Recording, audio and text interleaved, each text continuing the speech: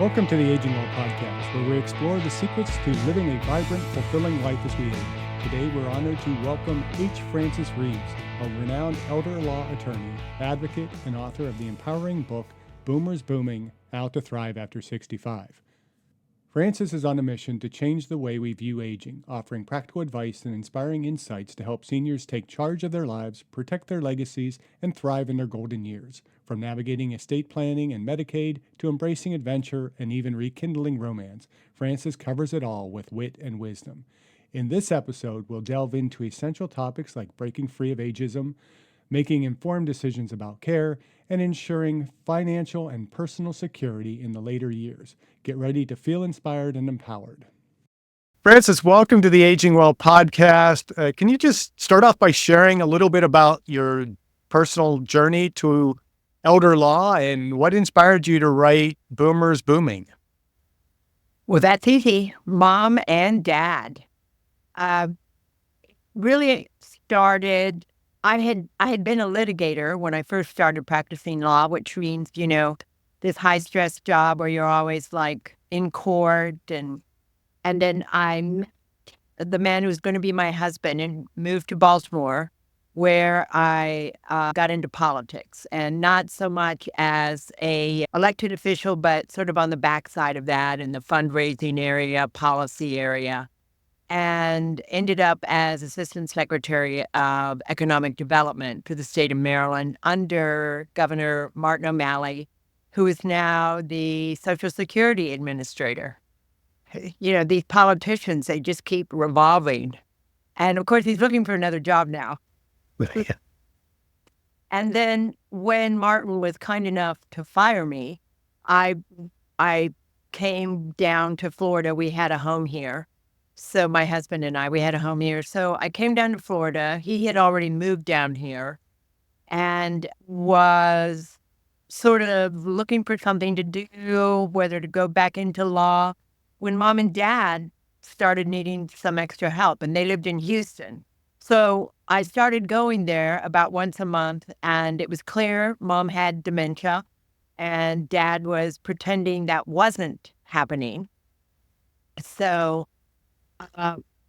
when my father turned 90, we had this big family reunion birthday party, and it was apparent to my brother and I that Mom was gone. She really needed help. And in this business, the caregiver often dies before the person they're giving care to because of the stress level. So we were really nervous about Dad, and rightly so, truthfully. So we gave Mom and Dad no one lived in Houston, Texas. So my brother lived in Atlanta, I lived in Miami. Dad chose Atlanta, so we moved into Atlanta. Very apparent then that Mom couldn't even live with Dad. And at which point she had long-term care, so we put her into a home. It's a house of about 6 or 7 people, each with their own bedroom. And it worked pretty well for Mom. But it was the first time in 62 years that they'd been separated. So it was a little harder on my father. But as I started going through getting them what they needed, I found out that there's no one for elders. There's no one number you can call, like 1-800-ELDERS. You have to do everything yourself. And here Pop was 90, 91. He was getting these big envelopes from Medicare saying, this is not a bill. Well, if it's not a bill, what is it?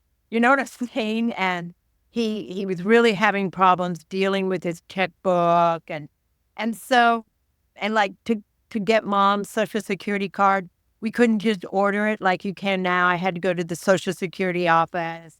I mean, it was, and then having a power of attorney, which I had for both Mom and Dad, but the Social Security doesn't take my legal power of attorney. You have to have a Social Security power of attorney. I mean, it went on and on and on. And the truth is, the good news is Dad was a vet, so he got vets. What's it called? They have a program, Veterans Aid and Attendance. So he got $2,000 a year from that, and then his Social Security. And so he was living with my brother, and on his own decided it was time to go to a assisted living facility because of the socialization. My brother was busy, his wife was busy, um, it really wasn't an issue. There was plenty of money with vets aid and attendance, and that wasn't the case with mom. Mom's long-term care insurance ran out, and that's another story. When her insurance ran out, we had to put her in a nursing home, which was without a doubt the hardest thing I've ever done in my life. I mean, I never, ever expected that a parent of mine, a woman who had lived all over the world, was a Pan American flight attendant, was a magna cum laude graduate of American University, would end up in a nursing home. But when your father's in an assisted living facility and memory care there is $6,000 a month, Matt and I didn't have that kind of money to put her in a memory care unit. And actually, when we did the first time, when she was under long-term care, she escaped. So that's another story where I talk about how intelligent people with dementia really are. And so I put her into the nursing home, a Medicaid home. I had to qualify her for Medicaid, which meant she couldn't have any money. And at the same time, I went after her long-term care provider, and this is what started the company, and me being an elder law attorney. I went after the long-term care company, which is a big one. And because they had counted Mother's Days wrong. They'd counted the days wrong. You get so many days. And I, of course, had to count every day. And then this is how I got to them. I joined that Premier on LinkedIn. You can just be a LinkedIn member or go Premier. So I went Premier and found anyone from that company with a senior VP title or higher, or CEO of a branch or whatever, wrote a letter and sent it to all of them via LinkedIn. And believe it or not, within 24 hours, I was on a phone with someone from the company. And a week later, they gave me $15,000 for their mistake and said to me, "Oh, Ms. Reeves, this never happens. You never get caught. That's what never happens." Yeah. And that's why I started this. We I know originally it's a long started answer, this. wasn't it? Well, we originally started this podcast because we kind of had the idea of creating kind of an Annie's list for aging individuals, and just realized that I'm an exercise physiologist. I have no computer skills whatsoever, and the cost that would take, and thought that we can get to a lot more people through a podcast and trying to get information out to people, and that's kind of where we're at. And I still think we can't get enough information out to people. And so I appreciate having individuals like yourself on the podcast so that we can begin to educate people earlier rather than later, and do it kind of more preemptively, as opposed to, I'm in this situation right now. What do I do? Who do I contact?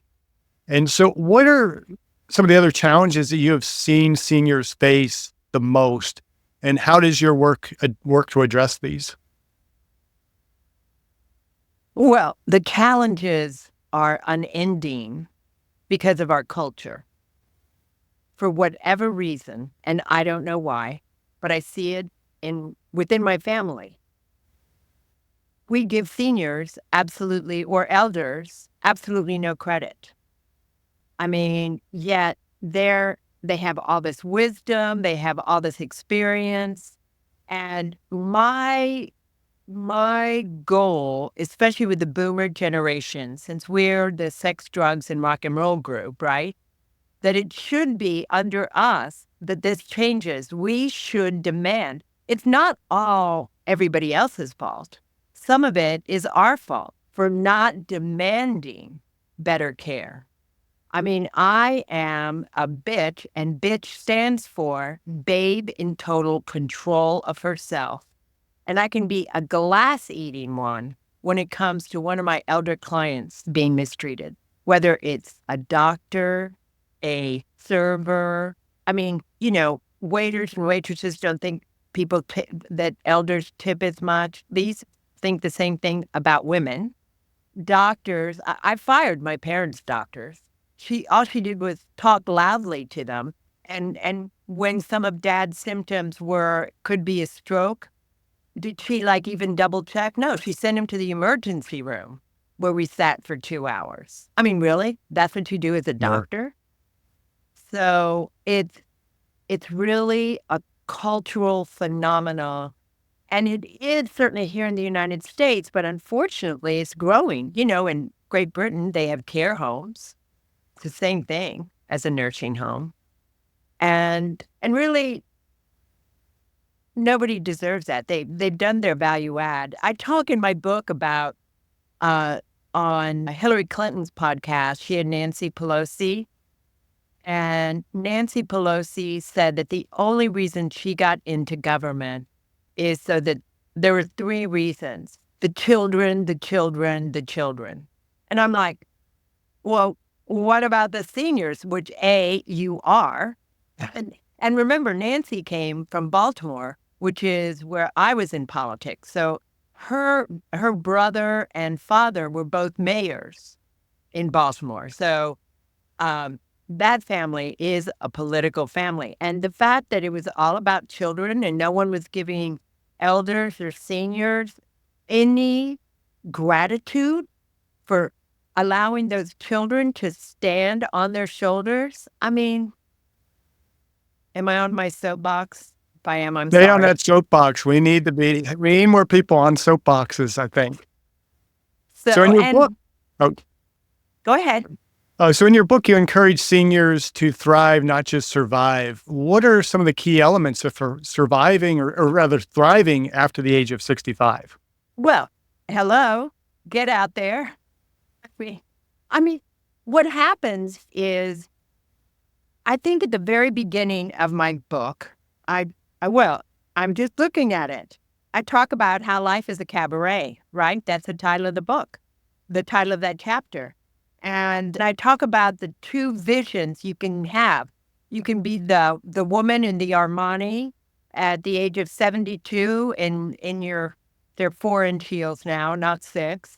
Or you can be the grandma in those plastic shoes with the kids all around you. I mean, either one of those is great, right? It's your choice. And that's what you have to know, is that it's your choice. The last kid's gone, the last dog died. Now it's time for you to do what you want to do. And if it is read every book you never got to read and eat bonbons, okay.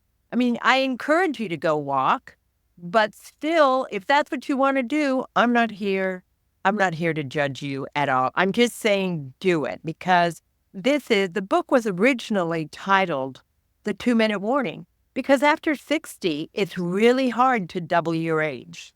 At 50, I thought I could, but when I turned 60, a book was born. It's still my goal to double my age, and I'm 61, so good for you. I'm going to shoot for it.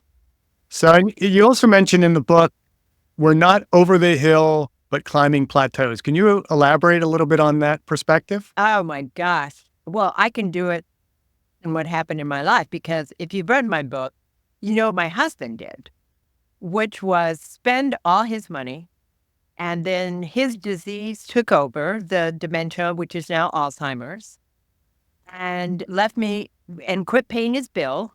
And so left me in debt to the tune of about $300,000. Wow. So, yes. So it was like, I thought I was going to be taken care of. So, I mean, here I am, basically a senior, right? I have to ramp up the law practice, finish a book, and each one of those it's an uphill climb to the next plateau, because now I'm getting ready to put Tom into rehab and advantage program, which means I'm going to lose his Social Security, which means I have to ramp up just to make up that $3,000. And as insult to injury, because Tom's Social Security is higher than the required income in the state of Florida, the good news is I'm a lawyer, but I have to do a specific type of trust and put $500 into it every month. So I'm out $3,500 a month. And he still thinks he's a wealthy man. So, each day can be a plateau. Now, I say this laughing now because all of this happened in 2022. But I can tell you, in 2022, I was a mess. I could not believe this had happened to me. At which point, you have a choice, right? Do you fold up and feel sorry for yourself? And I mean, I didn't have any children. I do have long-term care, but I had no children. And so what was I going to do? Sell my condo, go, live, in some place and feel sorry for myself? Well, that was an option, but I chose the other one, which was ramp up my law practice, write a book, get on podcasts like yours, such as Aging Well, so that I can tell the story and that nothing is definitive. You always have to move forward. A good friend of mine, Emerson Fittipaldi, who is a uh, two-time F1 and two-time Indy 500 champion, always talks about, life is like a bicycle. Imagine an F1 guy talking about a bicycle. You just have to keep pedaling forward. And his son just won his first F3. Oh, So, wow. But none of them were cyclists, huh? listen, if Emerson were here, he would tell you that his worst accident was with him and his wife, Rosanna. They were bicycling across this huge causeway we have and ran into a, a fisher person with a bucket, and it was the worst accident. I mean, he went to his regular doctor, and the doctor started laughing because here this guy has been in all these others, F1 and Indy accident, and I mean, he is down and out for the count with a bicycle, as was Rosanna. I think she broke her ankle. Well, that's So, life for you. but that's exactly what happened in 2022 to me, right? It was like I was on that bicycle and I hit that fisher person. Yeah. What do? Got to get back up on the bike. Yeah. And so that kind of brings me to my next question. Why is estate planning so critical for seniors? And what are some of the common mistakes that they make in doing so and when they delay it? Well, the most common mistake is thinking that your family's going to take care of you. I know They better. are, My daughter's already told me she's treating her like this. which makes no sense to me, right? Yeah. Because every time I went to visit my parents up in Atlanta, and when they were there, I would go once or twice a month. Every time I went up there, my father would say, he'd feel so bad, oh, he called me Franny. Franny, now, are you sure about this? I spent the night with him in the emergency room because this is my father. I mean, without him, I wouldn't be here. And I mean, mom, of course, had the bigger burden of raising us because he was out making the money, but he didn't. He made the money so that I went to all these wonderful schools and college. I had to put myself through law school, but fair is fair. But nevertheless, I mean, so for me, it was an honor. I mean, my dad fought for our country. And now, the people now are like, and I'm thinking to myself, really? Really? Where would you be without this person? Even mom and I, it took me a while with her, but we were definitely oil and water. But the bottom line was when she was down and out for the count, I just told myself to get over it. This woman at the minimum gave me life. She birthed me. and I've had a really good one. So I don't understand why our culture is the way it is. A lot of my friends are the same way I am, so maybe it's just the people I hang out with. But the reason you need an estate plan, and you need it done by someone professionally, not the internet, is because you're going to have more fun if you know everything's taken care of in the last part of life. But most importantly, you're going to have someone there to make decisions when you can't. And that's usually done through a power of attorney. And power of attorneys in the state of Florida, the minute you sign a power of attorney, you've given everything away. They can go to the bank and take everything you have with that durable power of attorney once the bank approves it. The reason I'm not, when it comes to an estate, not everything has to be a trust, nor does everything have to be in a will. There's lots of other options so that you skip probate. Probate is what happens after you die with a will. You take the will to this judge, and then the judge, in Miami, it takes a year to 18 months. That's why we try to avoid it. But then the judge looks at the will and doles out as per the author's request who gets what.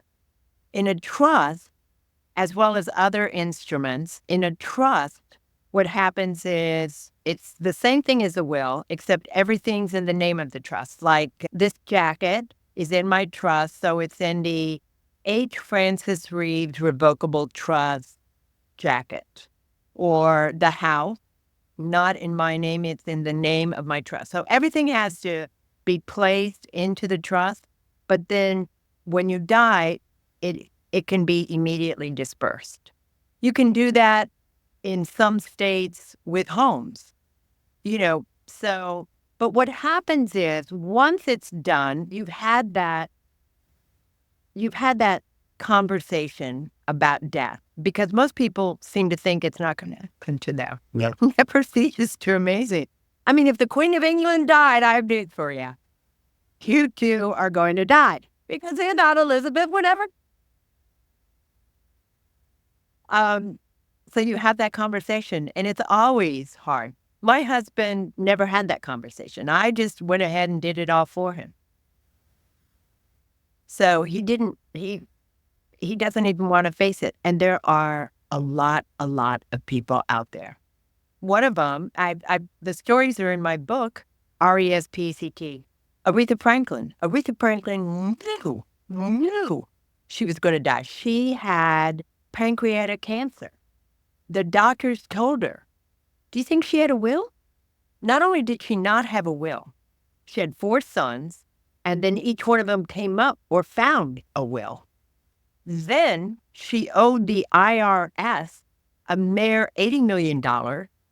That was past taxes. Now we have to do her estate and what all of her records are going to be worth that they have to pay tax on. So it took five years to clear her estate. 5 years. But that's not as bad as Audrey Hepburn. Audrey Hepburn, movie star, tiny little thing. She did a will. She had 2 sons. She put together her estate so that the 2 sons would receive her equally. Then on her movie memorabilia, she said, you guys just decide what you want. 25 years later, those 2 boys finally decided what they wanted. Because to Audrey, they were just movie memorabilia. She didn't know what their worth was. All of a sudden, these 2 boys realized, oh no, this one's worth more, and you have to value that estate. Imagine how much the attorneys made. And then my favorite story is right here in Miami. Joe Robbie, he was a lawyer, married to the same woman all his life, had 11 children. He was a real estate lawyer. He put together a trust because he was the owner of the Miami Dolphins and the Joe Robbie Stadium, which he built without government funds. So he now owns this football team and stadium. He puts together the trust, and his three oldest, two boys and a girl, were his trustees. And within that trust, he had an inter vivos trust to give to his wife money every month so that she could live the way she wanted to live. So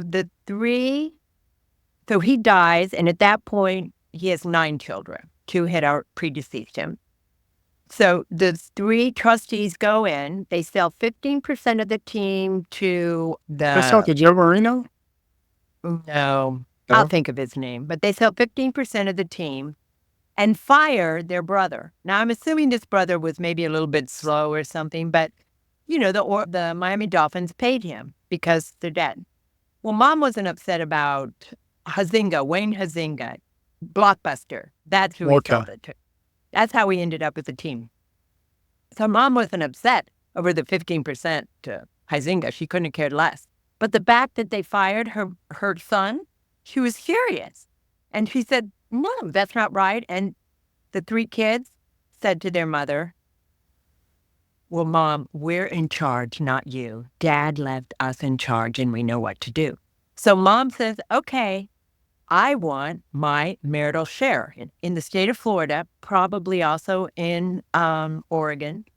If you're married and you are left without if you're left some money, but it does not equal a third, it's called the elective share, a third of the estate, if it's not equal to that, you're allowed to claim up to a third of the gross estate, not net, gross estate. So she says to the boys, yeah, well, I'm gonna go get my elective share. And they said, you can't do that because then we'll have to pay taxes. She said, watch me.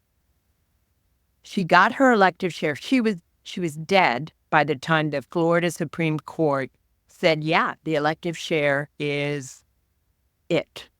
Everybody gets it. So they had to sell the team and the stadium to Wayne Huizenga. That's how it became Blockbuster Stadium.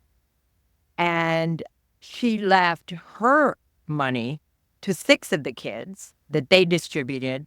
And then the other 3 got in on the 1/9 of their father's estate after, but they lost a team and they don't speak to each other. Really. And that's what I'm saying. I mean, don't get me wrong. Joe Robbie was a smart man, which is part of the problem. But a real estate lawyer can't do a trust, apparently. Or if he had someone do it, they've never said who it was. So that's why you need an estate plan. And these are people who had everything at their disposal. Yeah, I think it's just the probably other 99% of Americans that don't have access to all that and that information and, just the mistakes that they can potentially make. It's just mind-boggling. Listen, I've seen families with that power of attorney steal them blind. Yeah. And I was lucky with my family. When my mom passed, my youngest sister really took the reins of being the power of attorney and dealing with kind of the mess that my mother left. I didn't want anything. I didn't care if I got anything. It's like my mother owed me nothing. She gave me birth. That's all I need. And, same with my father. He passed earlier this year.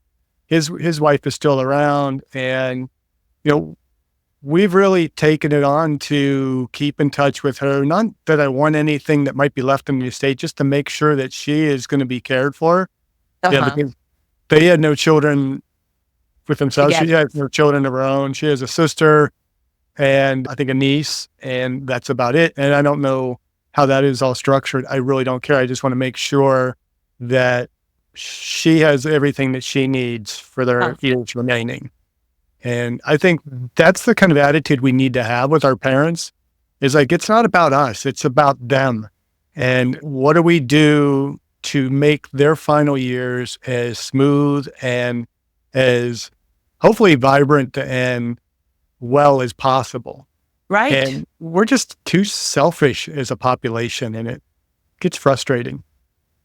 I mean, when I act like an a-hole, it's because I'm pissed off at people for how ignorant they are and how obnoxious they are.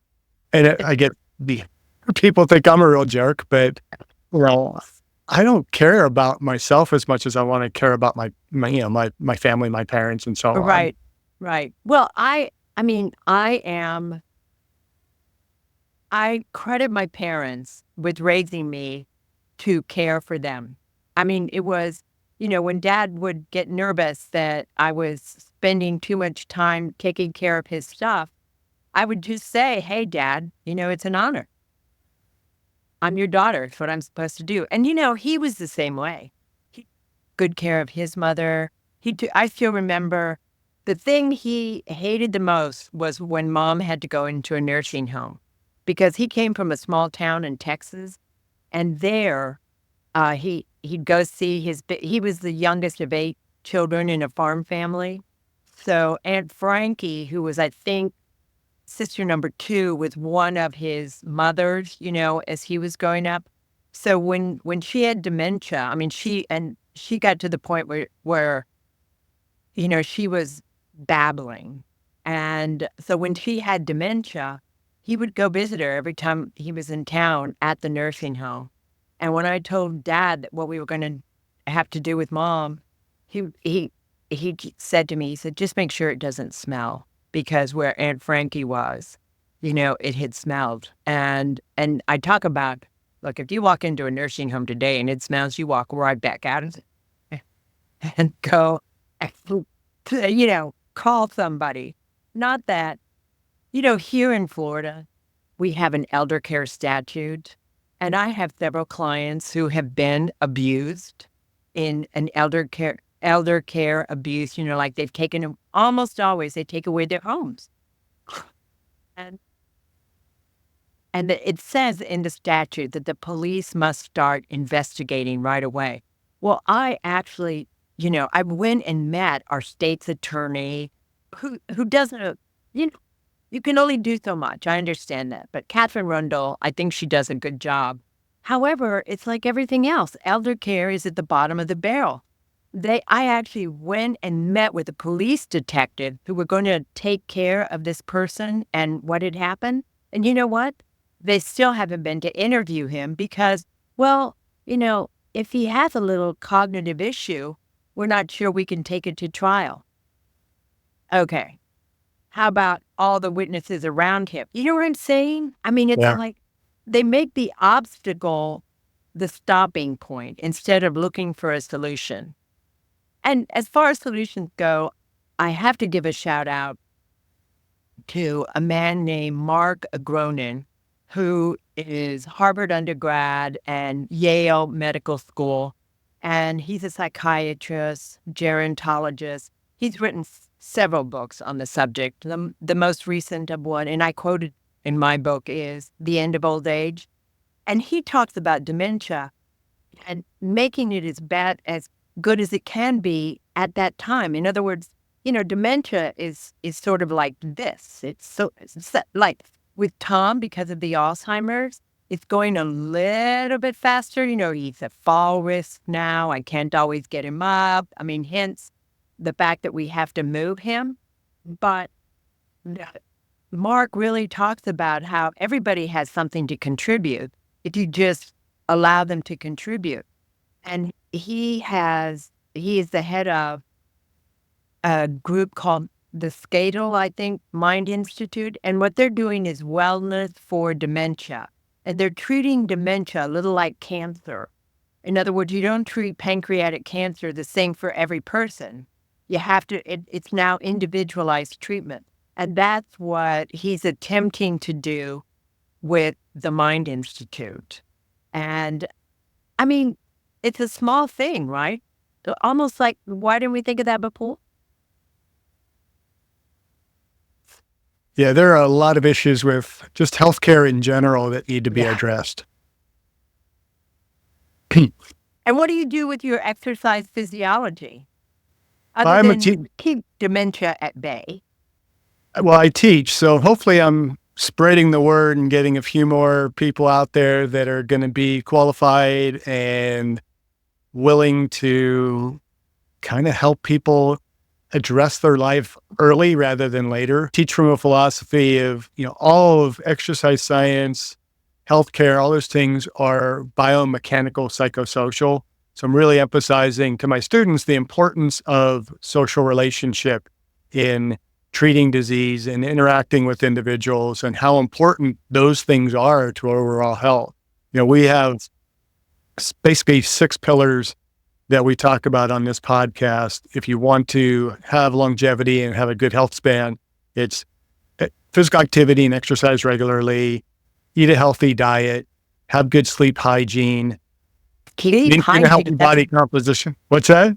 Sleep hygiene. I've never heard of it referred to as sleep hygiene, but that's a good word. Yeah, and I had never really heard of it either. It sounds to me like, clean sheets and, change your pajamas once in a while and that kind of stuff. But it's actually, having a regular routine, getting to bed at ideally the same time every night, getting up the same time every morning, even on the weekends, and doing the things that are going to allow you to have better sleep quality, like, turning off electronics before bed, not drinking alcohol late at night, not eating hot, spicy meals late at night, having a cool, dark room, all those types of things that are going to help us sleep better. Because, if you want to reduce the risk of Alzheimer's, one of the biggest things is going to be sleep and getting that good brain recovery and everything.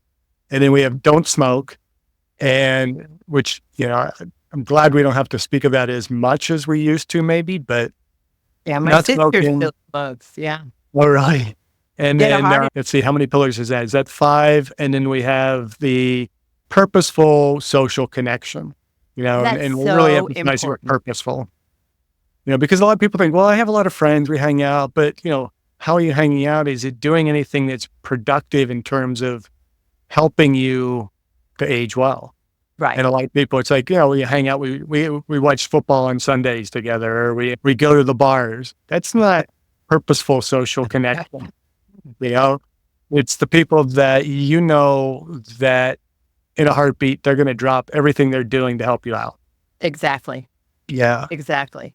And And so that sometimes, for me as an attorney, I endorse all of those pillars. And sometimes it's really hard for me because, some of these folks are people I've known for a long, long time.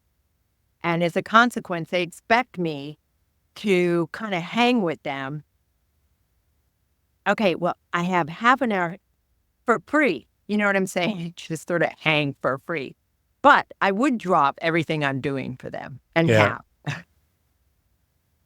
But we have a big elder we have a community center here in this area of Miami, and they have an ASK program, Active Seniors on the Key. And it does a lot for them. They have a dance group, they have a singing group, they meet for lunch every week, and it's free. And so, they bring in different speakers. For Thanksgiving, they had the little kids be the first graders be the Indians and the pilgrims and do a play. So that would be my dream scenario, is if elementary schools were built next to senior campuses, like campuses that have independent living and assisted living and the Mind Institute and a home, because there's so much a first grader can learn from an old person, and there's so much an old person can learn from a first grader. And usually by that age, you're open to it. And I think universities too. I mean, having the young, really all 3 of the first ages really need to be actively involved in the 4th age. We have the dependents, the independents, and then we have the retired folk. And then you have hopefully a very small portion of the population are the people that are in that age of decline and decrepitude where, they're sick and they really need care and health. If we manage healthcare well, there's a lot more dollars available for those in the greatest amount of need, particularly those that are in their latter years or in their final years. But we're so damn selfish with ourselves that we're spending all our healthcare dollars because we can't take care of ourselves, let alone somebody else. Right. Yeah, there you I go. was thinking to myself the other day, I've always worked out. I went from ballet to the track team. No, I was a ballerina forever, but no one told me that at 5'10", it wasn't really a good career choice. I went to law school in the end, but I could prance really well in the courtroom. But Yep. I was thinking to myself that the whole time I've been working out and, my entire life really. And I started on the Texas Christian University track team. It was the first year they'd had one for women because of Title IX. But I did that because, ballet is such a discipline. And I didn't have a discipline. So, I had to have one.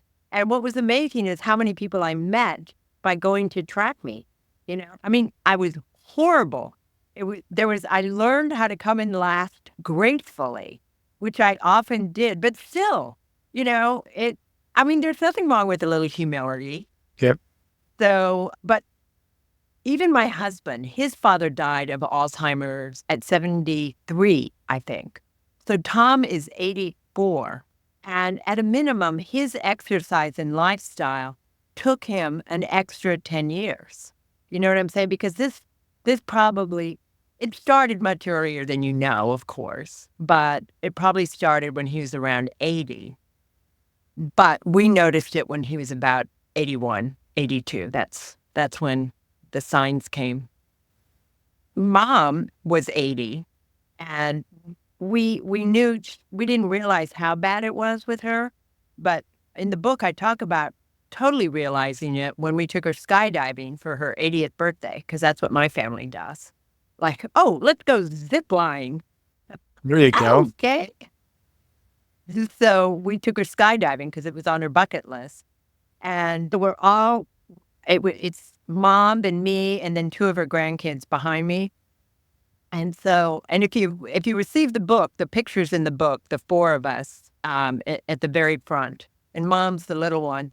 So she's on the way up, she's talking about how she was a Pan American flight attendant. And now these are little planes with benches. I'm like, well, it was in Pan Am. So anyway, we are now at the door. And they had told you that look out, don't look down, just look out. And so what does Charlotte do? She looks down, and you can see, we didn't realize what had happened because there was this kerfuffle. Then you look at the video. So Mom looked down, and then she looks up again, and she's sort of like, what the am I doing up here, jumping out of a pool? I mean, she'd totally forgotten what we were doing.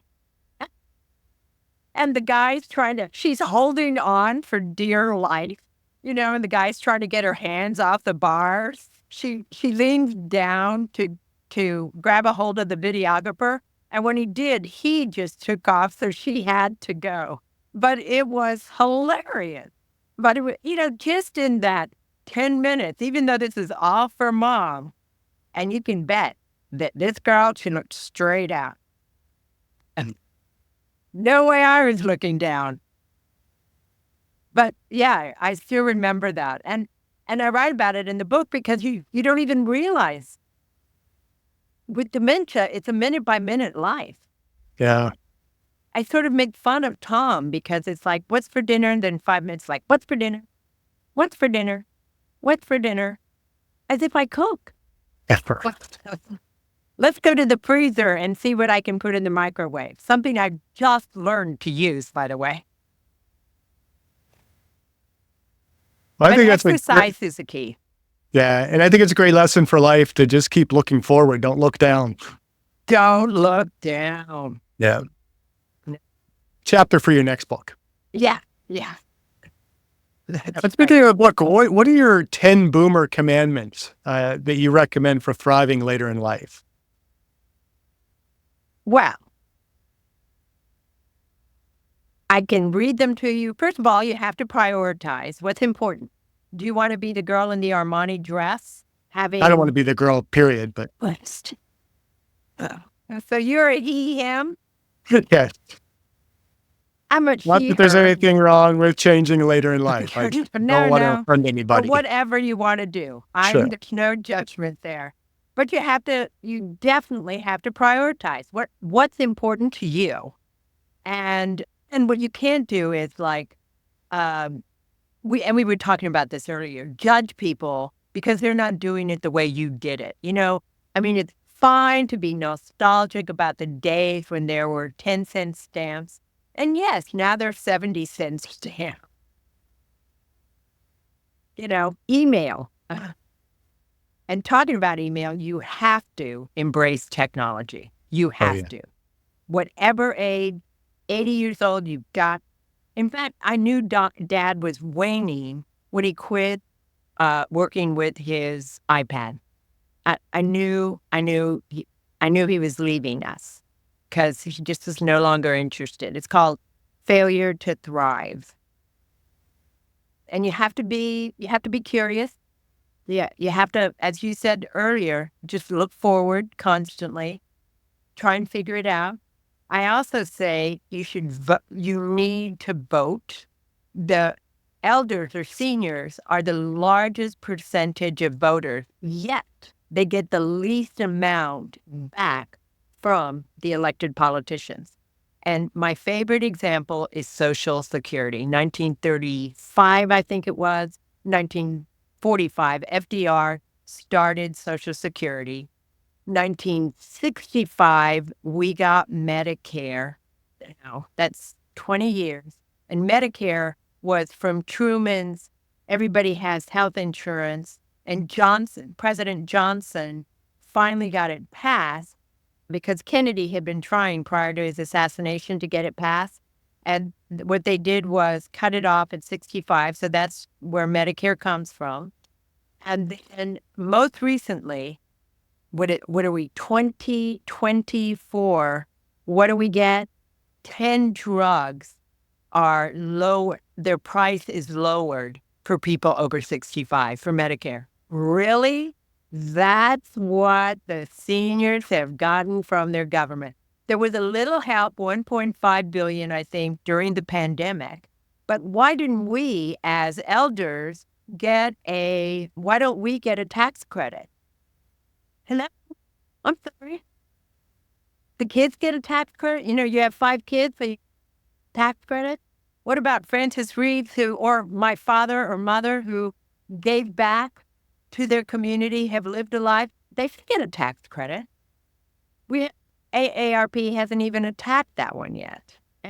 And there is no one place. There is no 501c3 for seniors. None. Zero. Zilch. But you still have to mentor the younger generation. It keeps you young. I love my young friends. I have such a blast with them. As you so aptly said, you've got to maintain a healthy lifestyle. You've got to keep your style. As I said earlier, I can't do those 6-inch heels anymore, but I take a deep breath and put those 4-inch ones on and get cute flats. I think you need to travel as much as your time and energy will allow. And I think it's nice to be able to stay at a 4 Seasons, but it's just as nice sometimes to camp out. And what you really have to do is laugh, especially at yourself. Are you looking at the clock? Is that what I see you doing? No. I'm not looking at the clock. Is it time? No. We got plenty of time here. That's all about aging well. We got plenty of time. If we do it right, we got plenty of time. I love the fact that you're confident of being 122. That's part of the problem. We're living longer. Before, everybody's like, where did all this dementia come from? Well, it's because we're living longer. It really nowadays doesn't hit until, I really don't consider anyone old until they're 85.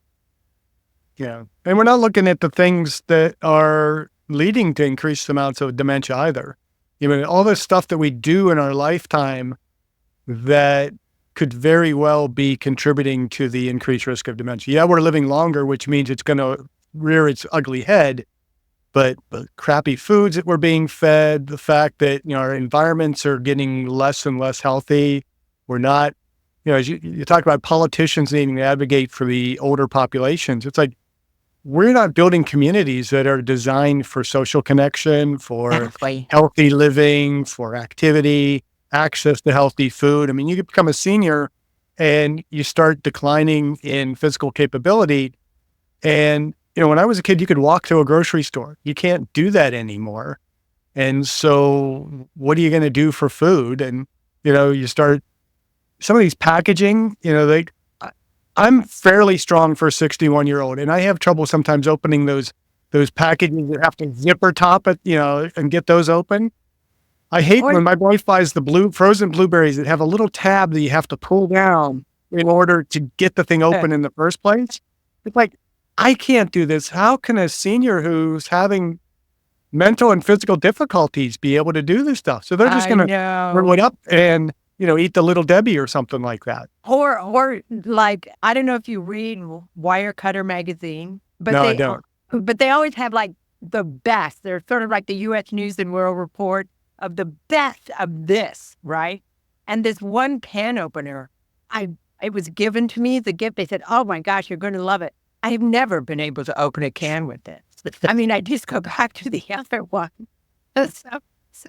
And I'm now, I mean, I know this is so silly, but I'm now doing hand exercises because I'm in shock that I need hand exercises. But, those piano players, they can't sit cold. Everything Yeah. has to be exercised. And try to lift up that ring finger. Try to lift this finger up all by itself. It's really hard to do. The other one, the middle finger, we've been using that one forever. You'll use So it. it's easy. And the pinky and the thumb. But that ring finger, I have been working on that for a week and it doesn't come up. I mean, this hand barely does it. This hand does it a little bit more. But I mean, it sounds so silly, right? Yeah. Exercise your hand. But yeah, dexterity matters. Do you Exercise- exercise your hand? Not like that. I don't worry about raising my ring fingers. I do kind of work on grip kind of stuff and all that. Yeah. Well, Rubber ball. yeah, I don't work on the finger dexterity. I've never had great finger dexterity. Tried, learning guitar when I was younger, just could not manage it. Couldn't play any musical instruments for so many reasons. Finger dexterity was never really one of my strong suits. So, Yeah. My mom made us all try something musical. I was the ballerina. My sister was piano and organ. Of course, my brother was the baby of the family. So by the time he came along, she was like, "Oy vey, do we have to teach him?" So he got a few guitar lessons. yeah. But Middle my sister could school. really play. Yeah, middle school, I tried band as a class, and God bless Mr. Yagello, and I forget what he was a really famous big band performer, and I'm forgetting what Pittsburgh, his right? real name was. Yeah, Oh, well. and he had my sister. She was 3 years older than me. He loved her as a student, and so I got B's in band just because he liked her so much. I was horrible. The first year I tried drums, and my dad, God bless him too, because there were so many times I'd send him out to buy, get something for class or for wrestling or something like that, and he didn't have an understanding of really what was needed. And he got me these like practice drumsticks, were like twice the size of your normal snare drum thick. And I had to play with those, and Mr. Yagello would kind of make fun of those on a regular basis, but I had like no rhythm. And so the next year he put me on the tuba because there were 3 tubas and 4 people to play them. So I get instruction in class, but I could never perform in any of the school concerts or anything. And so I knew I had no talent for any of that. And my sisters all played musical instruments. Me, no. I was the jock in the family, I guess. Were you the only boy?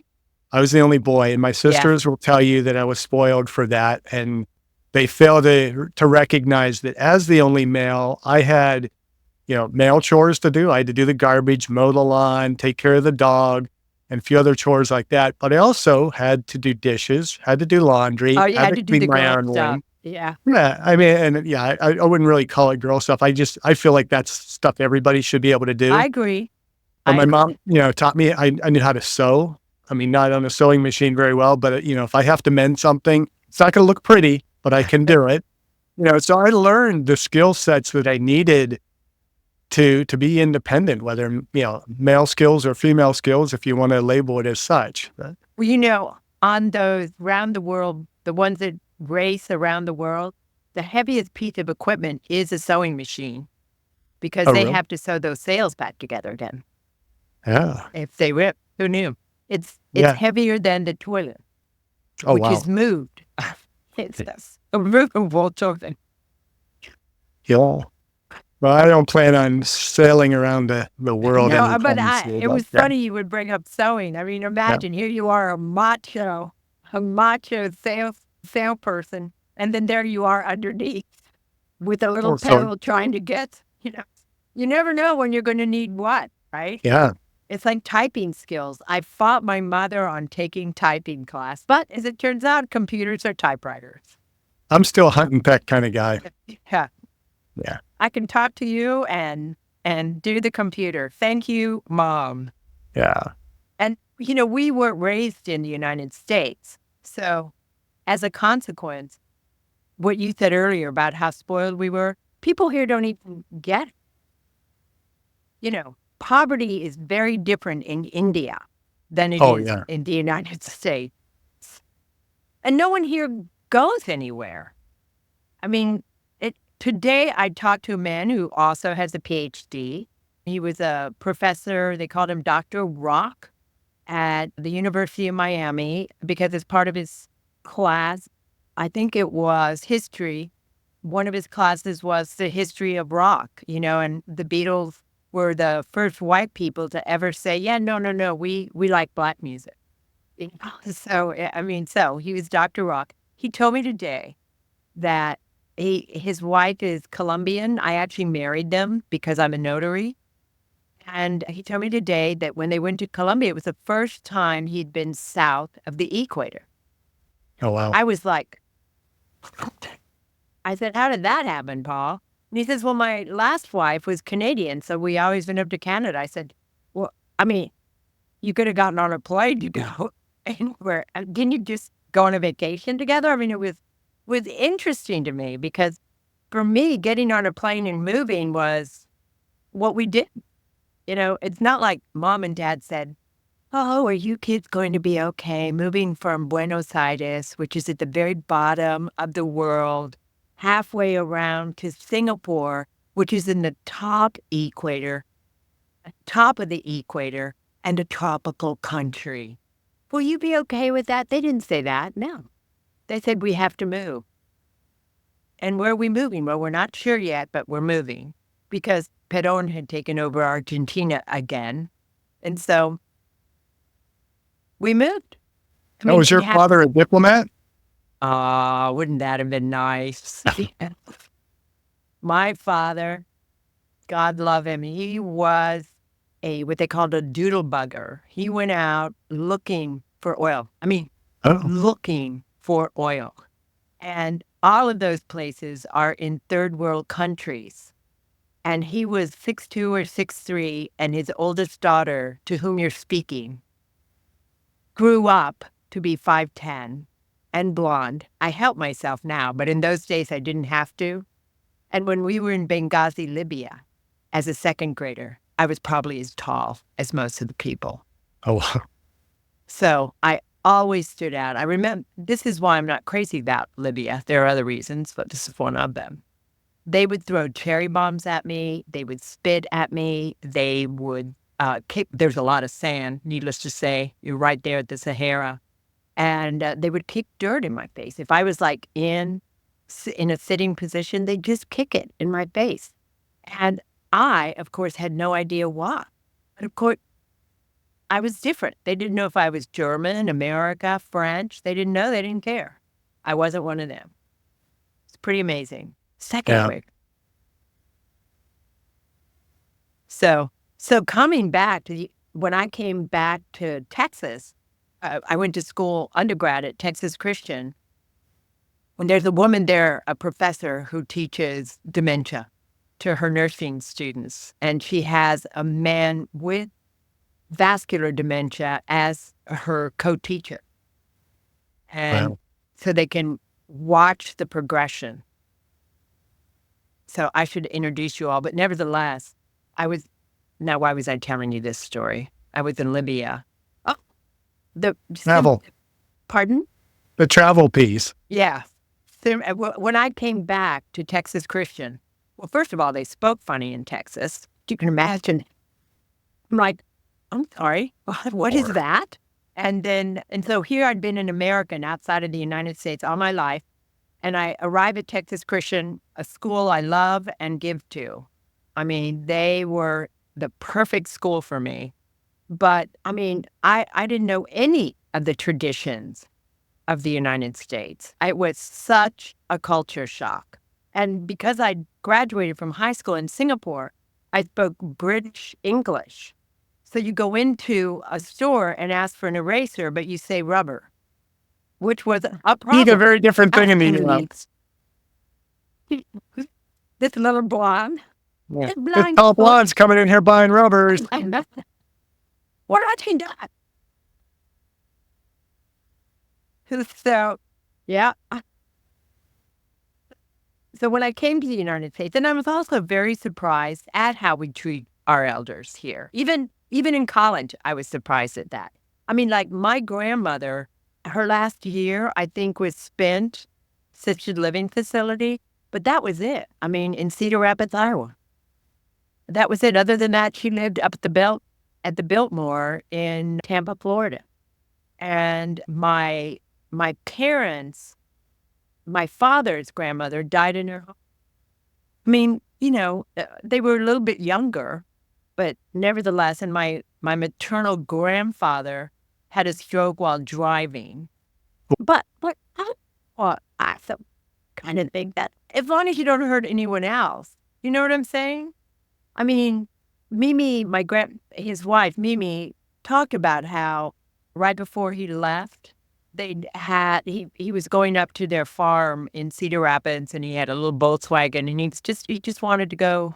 He wanted to drive it. They were living in Tampa at the time, and he said they had, I mean, and this is part of my book too. They'd had sex and just time together to experience each other is how she put it to me. But I think my whole sex thing comes from that side of the family because dad had a lot of those kind of stories.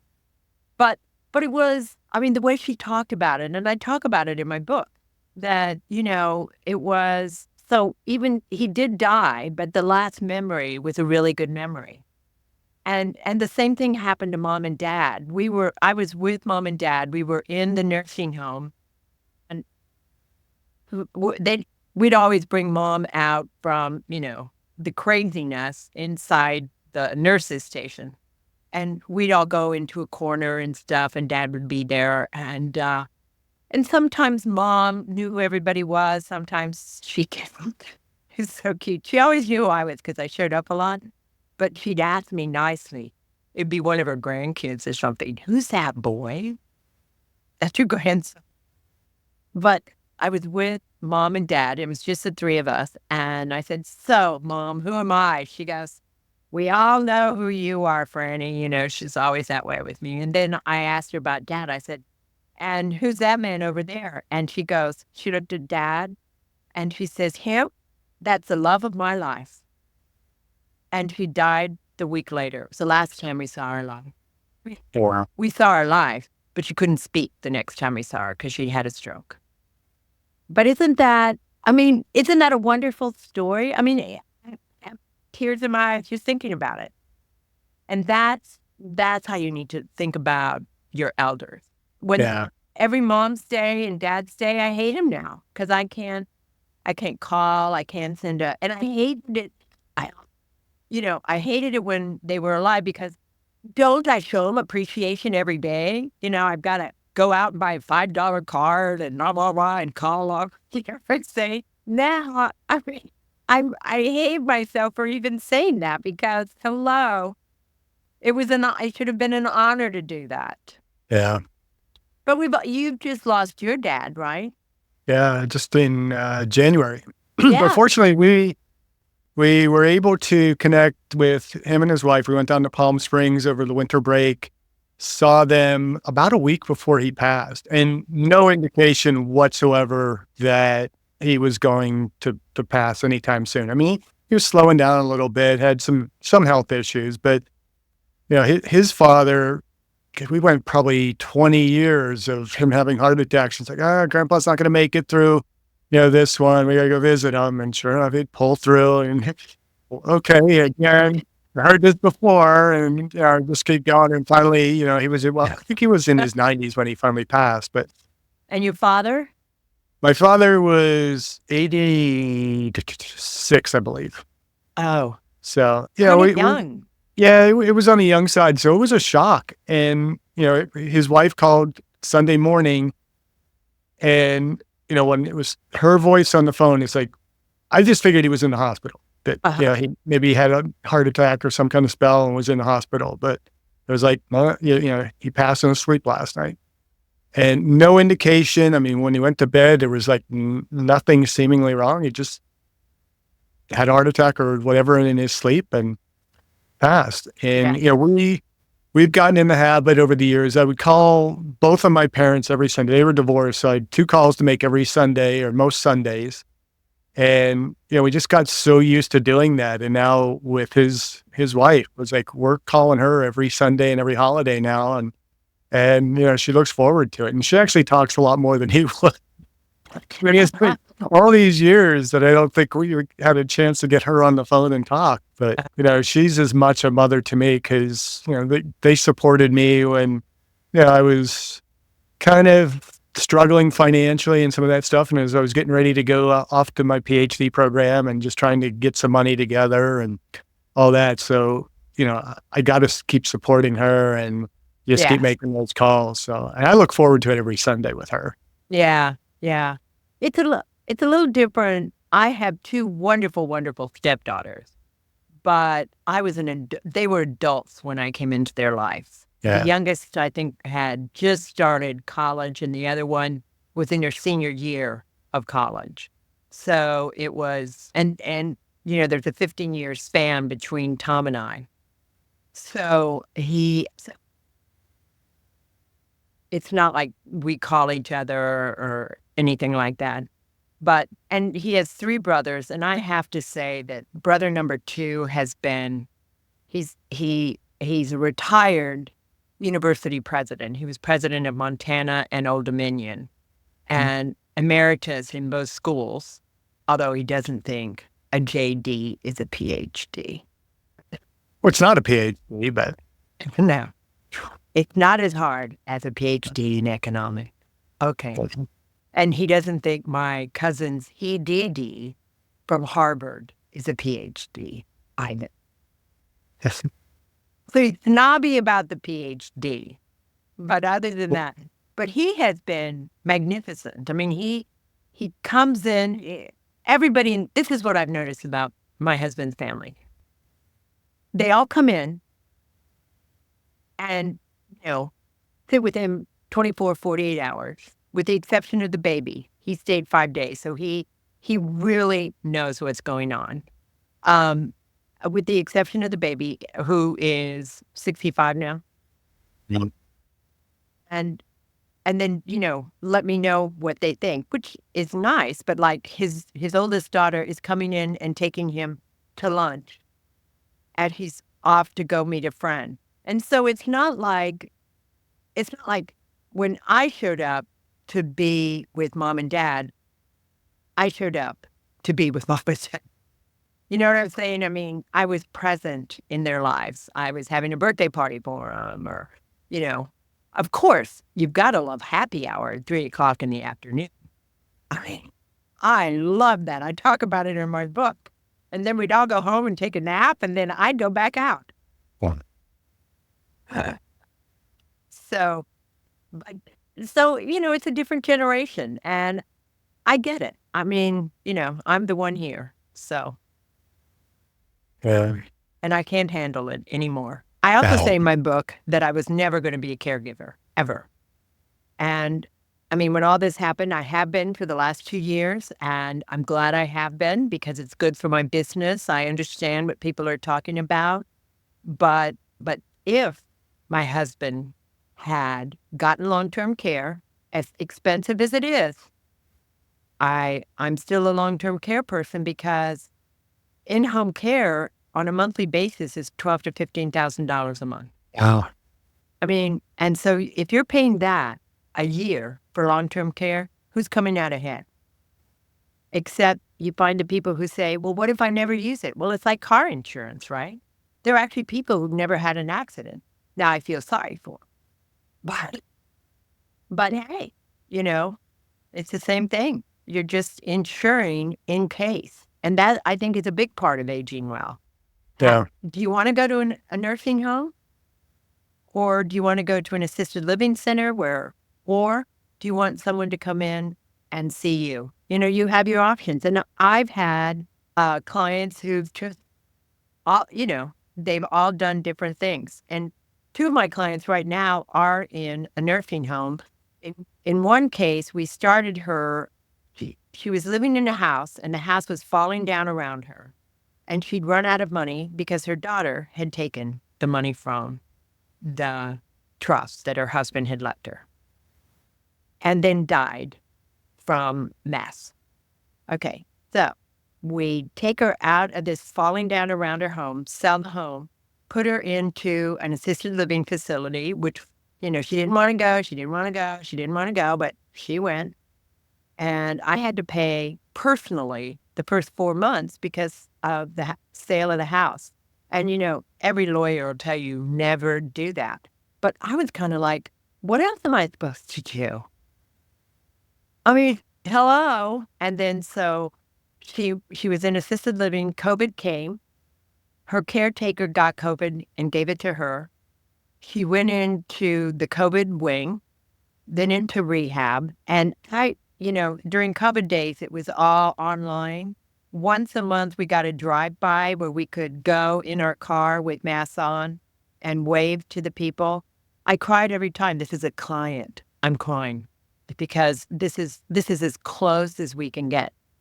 Of course, you have to go through one to know how to do it the next time. So I'm not going to get down on our government about that. But then after COVID, we had to put her into memory care, which I don't suggest for anyone. Memory care is a nursing home that you pay $6,000 a month for, sometimes more. But it makes the person putting them there feel better. You know what I'm saying? Like if your dad had dementia, well, he's in memory care. It's less people. That's all it is. You still have the people yelling and screaming and having incontinence. And the smell of that was amazing to me sometimes. And I'm like, I'm paying $6,000 a month for this? I don't think so. And she ran out of money and we moved her into the nursing home. But so luckily, I guess it's one way of looking at it, the positive way. Luckily, I got to watch all that and make an informed decision by personally being a part of it. I feel the same way about HIPAA. In fact, I'm writing an article for a peer-reviewed journal. I think HIPAA is manslaughter and here's why. I had a client. Have you noticed this? Are you tired of me and my clients? Love it. Well, you're a lawyer. You got to have clients, right? I had this client, lovely lady, also had a PhD. She was a college professor. And she had long-term care, so she had people who stayed with her. She had COPD and was on some really high-end pulmonary medication. And, it was given at certain times. So then, all of a sudden, she had one living relative, a niece, who lived in Chicago, worked for Westinghouse. And Mary was her name. So Mary, I'm called by the niece. I did a power of attorney and a healthcare surrogacy where I was number 2 because the niece was in Chicago. So if something had to get done, I could get there immediately. So Mary calls me and says, the niece calls me and says, Aunt Mary's in rehab. Can you go up there and find out what's going on? And of course, up I go.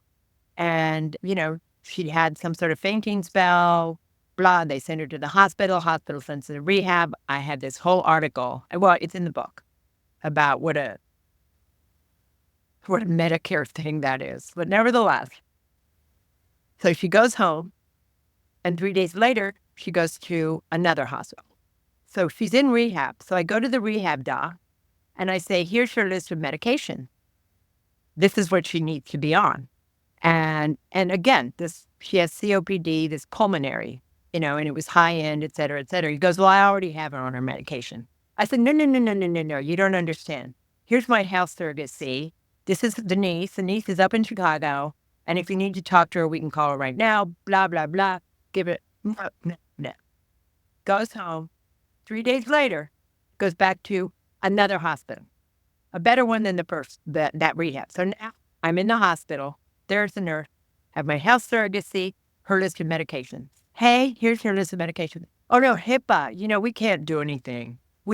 It's all HIPAA. I said, what are you talking about? I am her health surrogate. I'm a lawyer. I know what this is.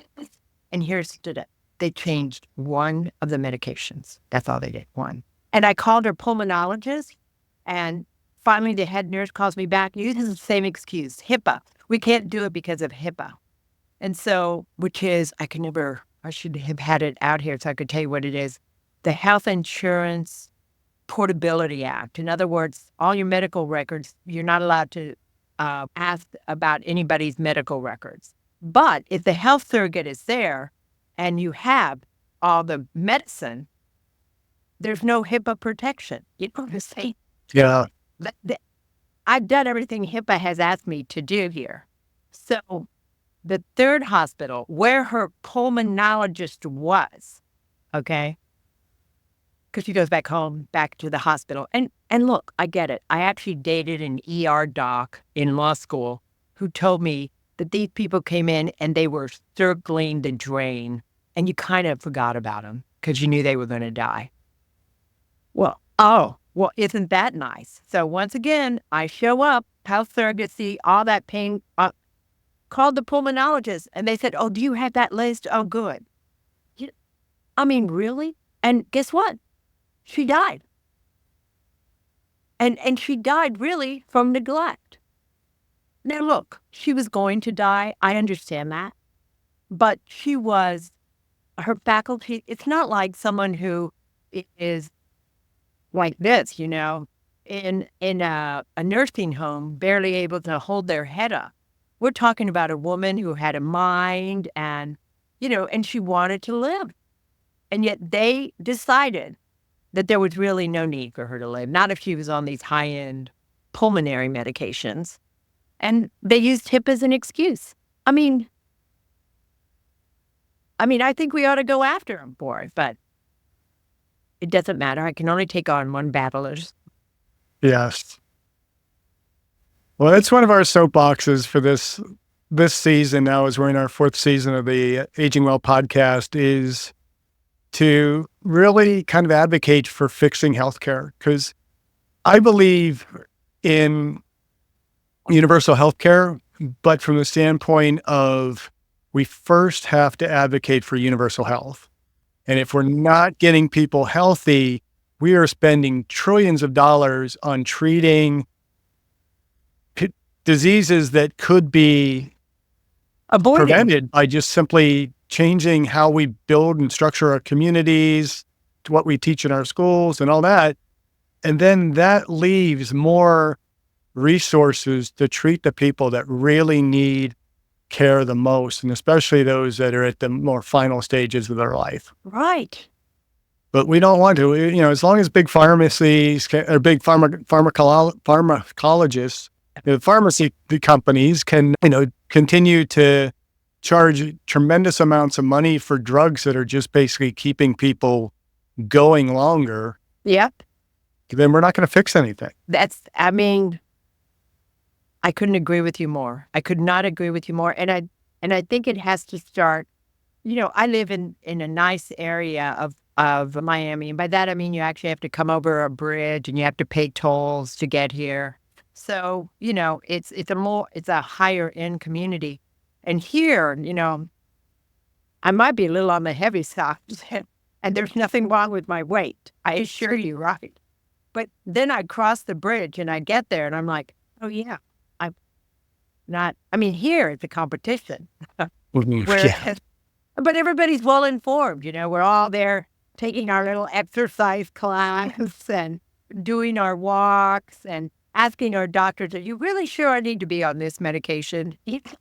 Yeah. How- we're informed. We have a college education for the most part. In Miami, we have a lot of Latins. So some of them they pay a little bit more attention to their doctors than I do. But nevertheless, but then, you go into basic middle class, and those are the people that we really need to reach. I mean, no one needs to reach me. I'm already there. No one needs to reach you. You're already there. It's the folks who think Slurpees at 7-Eleven are lunch. And, sometimes it is lunch.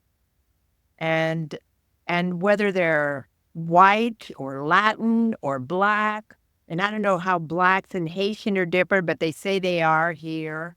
I don't care. You can't be, what is it we call it when you're 30 pounds overweight? Obese, medically obese. I love people who say, I'm only 30 pounds overweight. Well, that's medically obese. Yeah. And that's like almost, we're pushing toward, well, about at least a third of our population are in that condition, and about 2/3, at least maybe 3/4, are what are considered to be overweight. Now, the overweight, I can get into all my arguments against BMI. Yeah. But, it doesn't take much to look around the population and say those numbers are fairly accurate. Yep. And again, it's not a matter of body shaming or, any of that kind of stuff. It's a matter of that's costing us billions of dollars, and it's costing you days, years, decades off your life.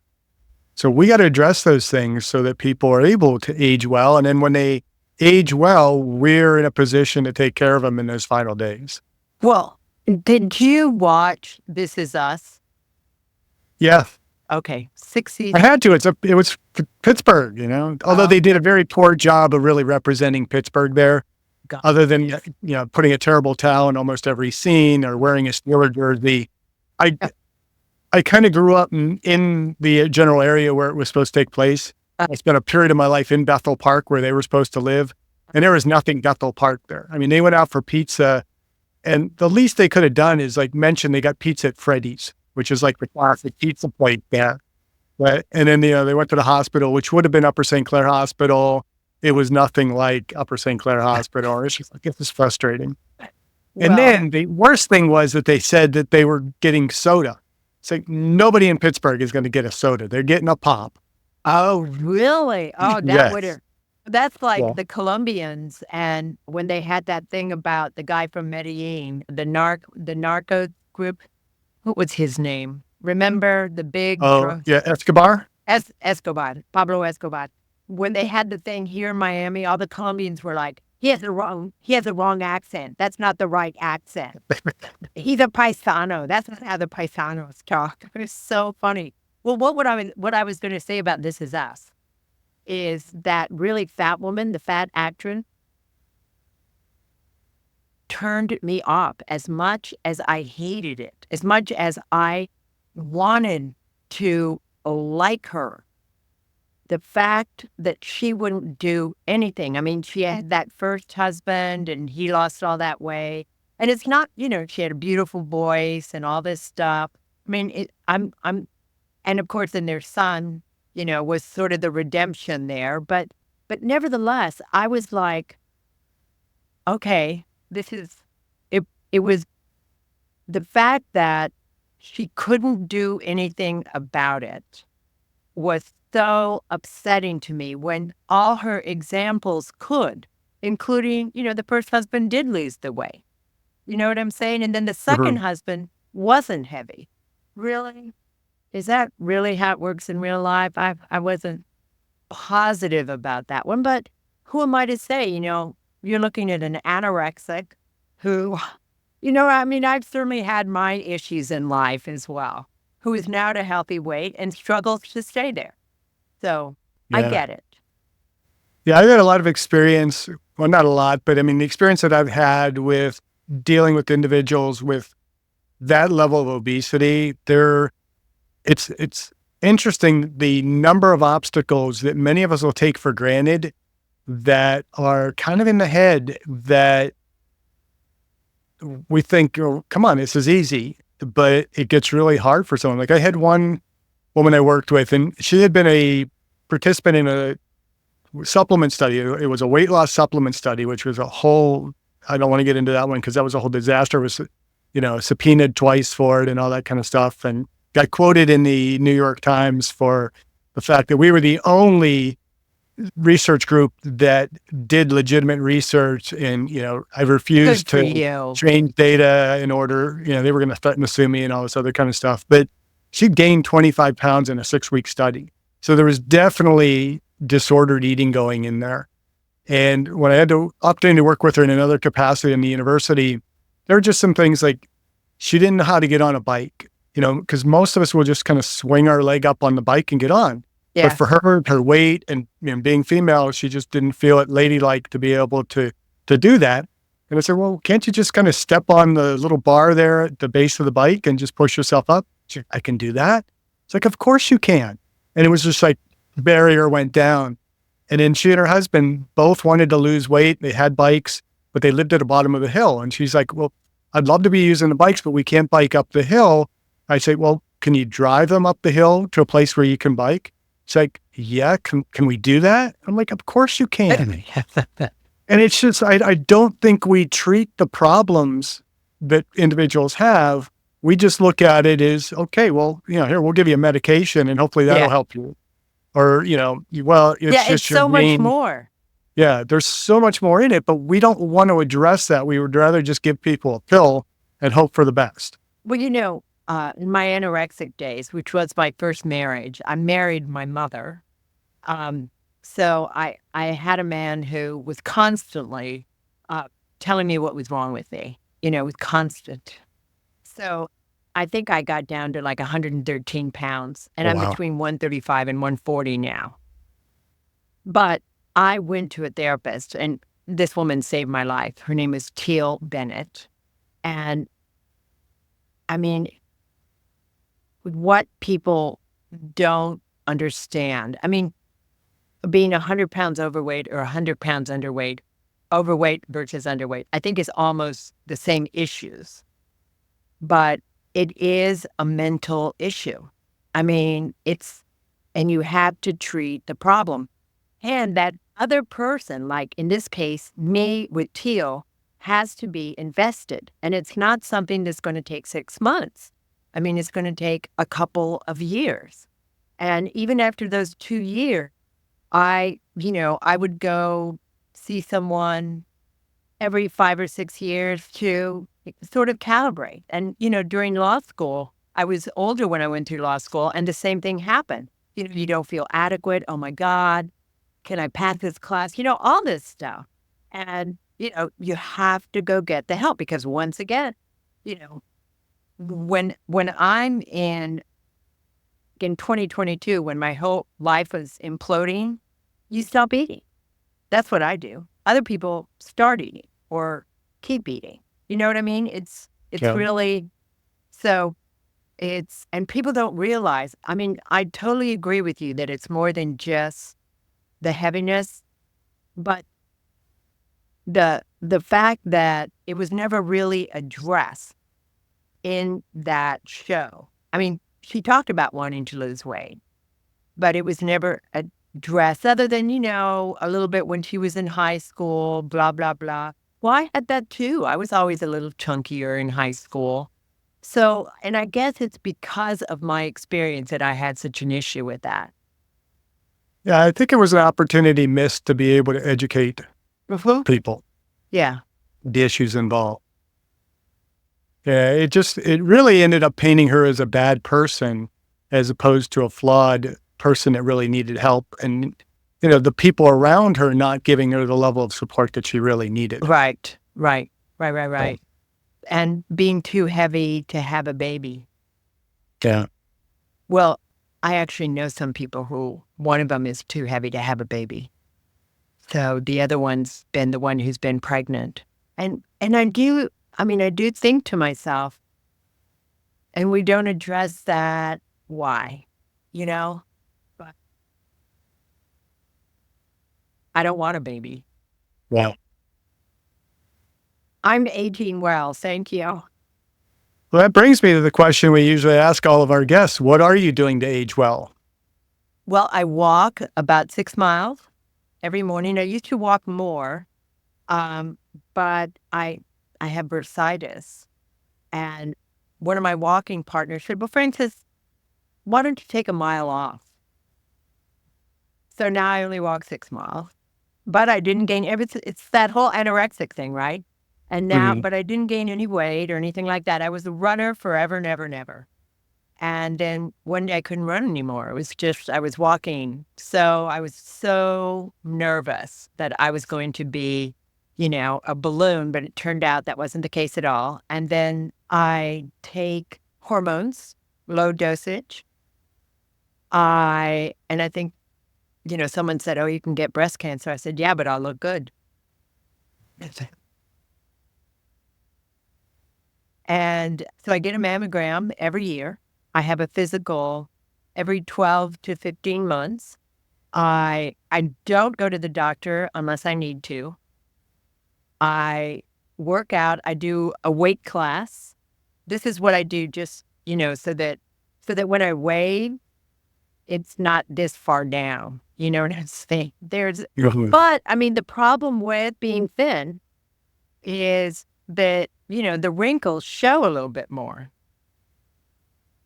So the facelift is next. And I'm not against it, but what I really do is continue working. I'm constantly, I love what I do. And in writing this book was an achievement. I'm very proud of the book and proud that I did it. And I didn't start it till I was 60. No, I was 64, I think, or 65. I think I just started Medicare. Wow. And speaking of the book, where can the listeners and the viewers find the book? And again, you just flashed on there for the people that are just listening. She flashed a cover of the book, Boomers Booming. Where is that available? How can We have they to say the whole title. I can't remember the whole title. I'm Okay, 61. I'll tell you I'm the whole starting to lose title. a little bit of my faculties, but well, it's excuse me. It's both on Amazon and my website, which is Okay. parentyourparents.com. And we'll have those links put in the description notes. Good. And So but you have the book is actually Boomers Booming: How to Thrive After 65 and Have Good Sex. Sex is chapter 3. And wasn't chapter 1? The chapter 1 is about being whoever you want to be. Oh, okay.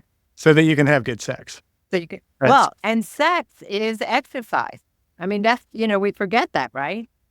You don't want to give up the treadmill, but it keeps the immune system strong. It improves cognitive function.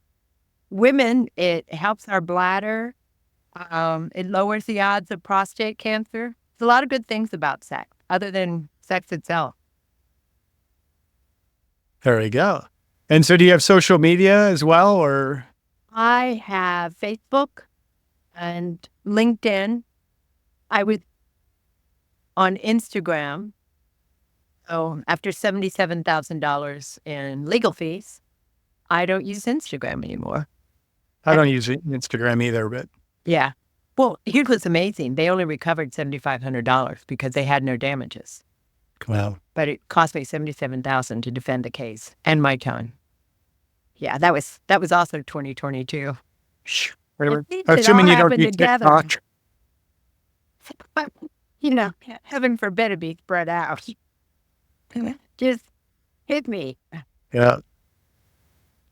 But happens. And that, Yeah. look, I mean, I think it's important. Just like I look at you and what do you do to age well? Well, not enough, as much as I'd like to. I do weights pretty much on a daily basis. I'm doing a little bit more cardio because after I had my epigenetics test, it What's revealed that epigenetics? Tell me about that it's test. how your genes are turned on or off relative to kind of lifestyle, even kind of prior family history or ancestry can also affect how genes are turned on and off. But that can enable us to better manage our bodies, and it can affect kind of the rate at which we're aging. So my aging rate right now, at least at the time of that testing, was about 0.86. So I'm aging at a slower rate. I like to get that number down a little bit lower, but I've been walking more on the treadmill. I haven't really run just because I'm too heavy to run and I just don't like running anymore. It's good But- for you. I mean, I Oh, had yeah. no idea. I was, challenging myself for nothing. Yeah. And, I do a little bit more meditative work. I journal every morning. I've started doing that more in the evening. I do have a bedtime. My co-host, Corbin, always kind of mocks me for having a bedtime, but I try and get to bed at 9 o'clock every night and get up about 4:30 every morning. Wow. So I have a really regular sleep pattern. I've been tracking my sleep quality and heart rate variability and some of those things to see what quality of sleep I'm getting, manipulating things so that I can do that a little bit more effectively. What do you I mean try and read as much as manipulating? possible. What's that? What's manipulating so you can get Well- better quality of sleep? Well, doing things like trying not to be on the computer right before bedtime. Oh, I see. Okay. Turn the TV off. We try not to watch any TV past about 8:30. We're trying to eat dinner a little bit earlier in the day. I'm not adverse to consuming alcohol, so I'm trying to moderate that a little Yeah. bit. And in terms of the frequency, I mean, I never drink more than a drink or two at a time. Yeah. Since college, I mean, I've never had an issue with drinking too much, Same. but, just that can still disrupt your sleep a little bit. Yeah, I know. And so you don't get the same quality of sleep. You might sleep, but you don't get the good quality of sleep. And, so I'm just doing the things like that, keeping the room dark, keeping it a little bit cooler. What am I And is doing? your wife before- in on all this? Is she? Yeah, she does pretty good. She stays up later than I do, but she also sleeps a little bit later. That's why I have to get up at 4:30 so that I can work out so that she can get up and work out. Oh, I see. Yeah. So yeah, we have a 16-year-old and a 19-year-old. So that kind of keeps me a little bit younger too. Yeah. But Yes. yeah, I just try and do everything that we preach doing on the podcast. And I keep learning more and more as I have more guests on. And What did you learn from me? Well, I'm learning that my wife and I do need to follow up on getting our estate plan updated because we did it in Michigan and we really haven't updated it for 16 years, and we've been kind of on ourselves about getting that done. Well, my an attorney. Yeah. Yeah. So what have I learned? I've learned, I can't say I've learned a lot, and that's not a downside to you. It's like, I think, I've been Well, you're paying pretty attention well to more up of these to it. things. Yeah. And so I'm learning that I really need to bring these topics to the forefront a lot more so that our listeners are getting the information that they need to be able to make the right choices and to age well. And aging well is it's two fronts. It's physical and mental. And having peace of mind of an estate plan is mental. It's like, all right, if I try, like at 80, there was mom skydiving. Had she died, there wouldn't have been any issues. The will was done. Yeah. Everything was fine. Yeah, well, we speak often of what I call well-centered fitness. My friend Jay will appreciate the shout out because he's one of my few listeners that listens to every episode. He recognized that I always speak to it as spiritual, physical, intellectual, emotional, and social. So he's like, "Oh, it's SPIES. Do you intentionally call it SPIES? So we can just keep it on the short, call it SPIES." But to me, that is all the things that we need to really be doing to age well. It's not just, the physical, the intellectual, and even social. You got to have the emotional part in there, keeping that in store. but also, the spiritual. And I'm launching a new podcast. Actually, it'll have been launched by the time that this It airs shows in up. January. Yeah, so we're doing one. It's going to be called "We Have a Spiritual Problem," and addressing just how all of the issues that we face as a society really come down to spiritual issues. And it's not from the religious perspective per se. It's more of how do we interact with other people? How do we see ourselves as part of something bigger than ourselves? And I think, that's a lot of what you've talked about here today, is that we have an issue in this country where we don't look to the elderly as somebody important, And they because, are. yeah, and that's a spiritual problem. And so kind of looking at that as well. So I'm hoping that second podcast takes off pretty well as well. And this is Well, I now think- giving a plug to that. Well, I think also it's a good podcast to have right now because, I mean, I'm a believer in world peace in wherever I can create it. In other words, there is nothing I can do about what's going on in Great Britain, who the next president of the United States is, and how his tenure is going to be. I mean, people flap about it, but what can you do? You voted, and that's all Yeah. you can do.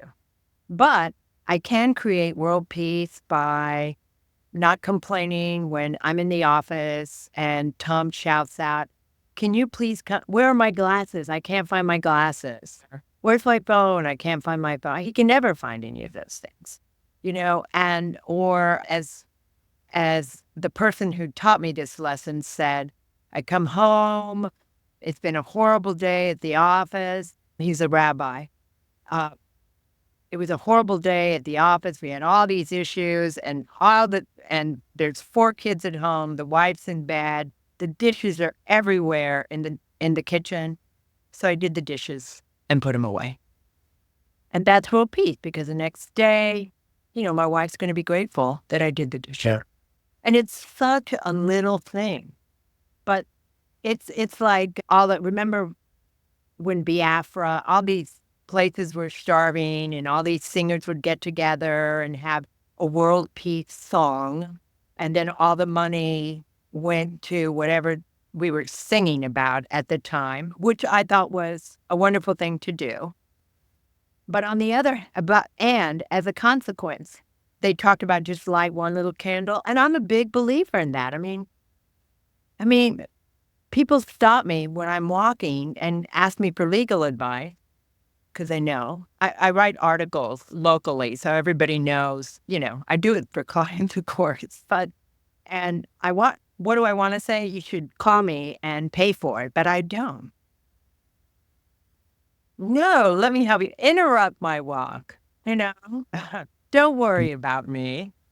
So, but it's what you have to do. I mean, I call it the high road. I talk about that in the book as well. And the high road has no elevator. You have to climb every one of those steps all by yourself. And the minute you get down again, there you are, climbing the high road. And, keeps you in shape, but there is a reason the road less traveled sold more copies than the Bible. Well, climbing the stairs to the high road, that keeps us well spiritually, physically, intellectually, emotionally, and socially. So maybe we'll have to add that to another pillar of aging well. I really like that, the 5s. Yeah. Thank you. I'm going to use it. Oh, you're welcome to. And Jay will appreciate it. What's Jay's last name? Bernhardt. I will quote Jay. Oh, I just did an article. John Lennon is credited with saying life is what happens when you're making other plans. But whenever you look it up, there's also another guy who's also credited with it. So I'm like, I always put it parenthetically just because, hey, fair's fair. Yeah. It is funny. I'm sure you love this too, especially because you're always, I can tell that you're someone who's curious, right? A great way to age well. One of the commandments. How easy it is I mean, when I went to law school, we had these libraries and you had to take out the book. Yeah. Now, what I was doing, I don't go. Yep. I mean, I found out that Abraham is the father of everybody. Who knew? 25 chapters in the Quran. The Christians call him our leader in faith. And he made the covenant with the Jews to connect them to God. All one man. Talk Yep. about an elder who was busy. Yep. And Churchill and Bill Miller. I mean, it was like, this is so, and it was so much fun. Finding out about Aretha Franklin. I mean, Prince wasn't old enough to be an elder, but they're still working on his estate, and he had no copyrights. If you go to the Minneapolis airport, all these things, which Prince's estate, I mean, you'd be, it's like embarrassed. I speak Spanish also, so the words are coming to me in Spanish, but you'd be so embarrassed to see yourself portrayed that way. But because he had no copyrights or licensing, I mean, one day when you're making a flight across the nation, you can just stop in Minneapolis and see what they have for Prince. Yeah, I don't think I've been through Minneapolis in a while. Well, now's not the time to go. No. August, perhaps. I like Minneapolis. I've been there. Have you been to Minneapolis? I think I've just been through the airport. That's not fair. Yeah, in Wisconsin, I've pretty much been in like Madison. We've been primarily about the only area that I've been in Wisconsin. So I'm trying to do all 50 states. I have 4 left. I have to spend one night in each one. Oh, if I have to spend nights, I haven't been in all the states, but I've driven through almost every state. Yeah. So, oh, didn't go? Yeah. A lot of driving. Well, I once drove from Toledo, Ohio, when I was doing my PhD, to Dallas, Texas for a wedding. I had a class I was teaching. I left Thursday right after class, which would have been right after noon. Drove straight in 20 plus hours into Dallas. You were young. Got there in the morning, slept for a few hours, had the rehearsal dinner, wedding on Saturday, drove back on Sunday, taught my class on Monday. And I think the marriage didn't last any longer than that trip. Oh my God. Yeah. So it was a lot of driving. Wow. So, and you went through a lot of states. Yeah. Yeah. So my husband once upon a time tried to take me on a driving thing. I'm so not that person. My wife's a flyer. I'm a driver. I'd rather have control. I'd rather be able to stop and eat where I want to eat, go to the bathroom when I need to go to the bathroom. And, just if I see something kind of cool to see, I'm going to see it, So, yeah. Your wife and I are much more. Get me there as soon as possible. Yeah. I'll go see it. Well, that's how I drive. It's get me there as soon as possible. But I'm willing to stop a little bit along the way. Yeah. I could just make more stops along the way. Yeah. Yeah. I like my nephew is a pilot and he lives in Phoenix and my sister and I were visiting him. She lives in Tucson, actually. So it's where my stepmother is. Oh, really? In Tucson? Yep. Yeah. That's a nice area. I like how they think they're cooler at 114 degrees versus 160. Sure. Good reason to live in Tucson. But he flew us to Sedona and he had the little 4-seater plane and he drove us to Sedona. And that was beautiful because from that, you see all that red rock, et cetera, et cetera. And so the cousins on my father's side all got together in Sedona. Went to see the Grand Canyon. I think everybody should go to all those parks. Oh, yeah. It's another way to age well. Yep. See what age does to you. I mean, what's the name of that park where you can't believe that erosion? Well, first of all, the Grand Canyon is too big to see. Yeah. I mean, hello, it doesn't matter where you are, you're not going to see it all. You have to take the helicopter ride. And then all the different layers. And I mean, it's pretty amazing that this happened. Now, I'm not a creationist thinker. So this happened through erosion and, and I know not everybody believes that, but it is pretty amazing. Yeah. And So much to see in this country. and the world. I'm a Yeah. waterfalls person. I've been to Victoria. What's the other? Every old person should go to the one in Brazil. It's so cool. Really.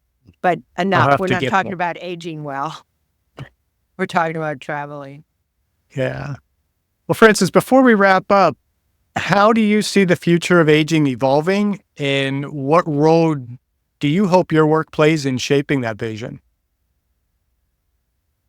Well, as I told you, I'm a boomer. I think you are too.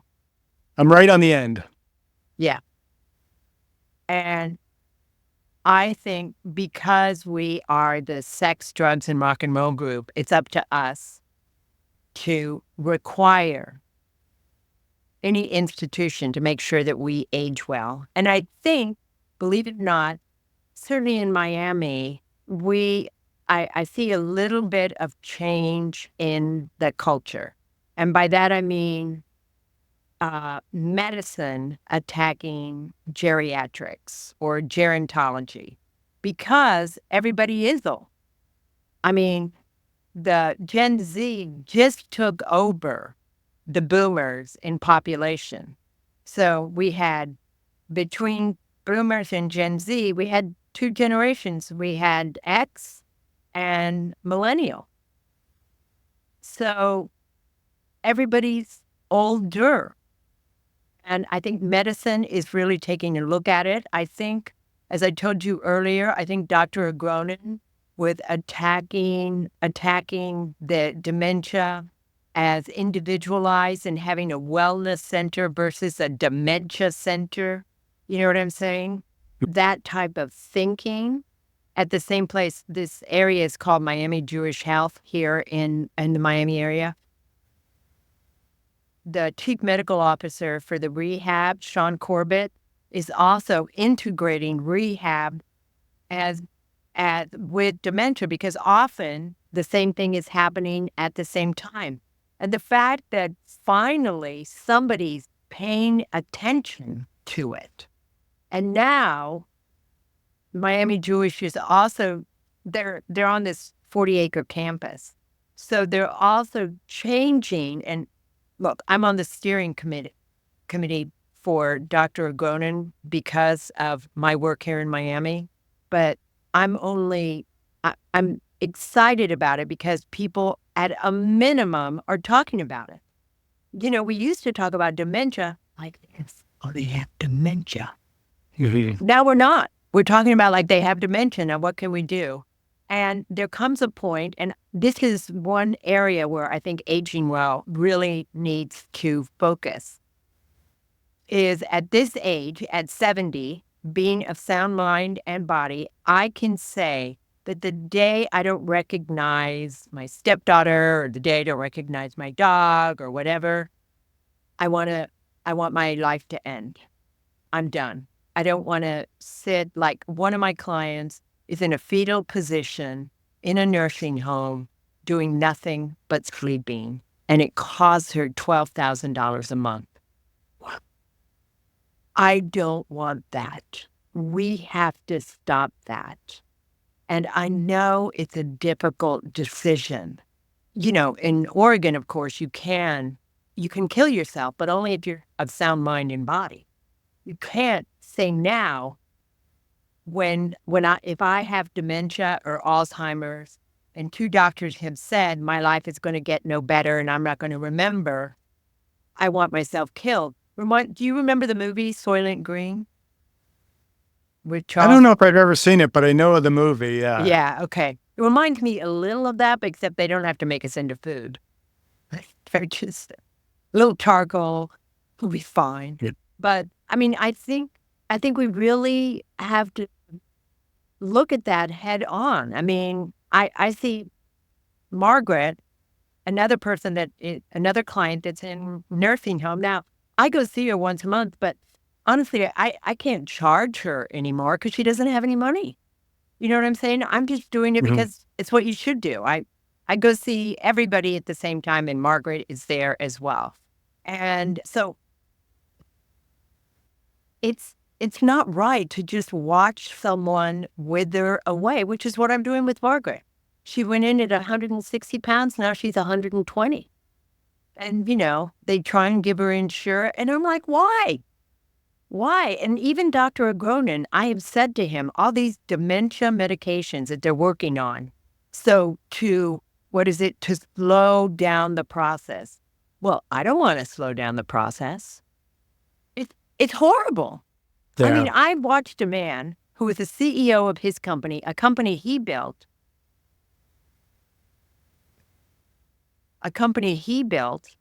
and he has to ask me for help to get up from the couch.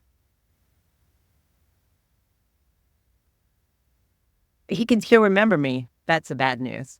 Because now I'm going to have to face the 3 months when I put him into a place where he's calling me horrible, horrible names. And I understand that's going to happen. It doesn't matter when I do it. But that's also something else you have to. And it's because they're angry. They want their old life back, but they can't have it back. I mean, but at least we're talking about it now. And we're talking about it in a raised voice.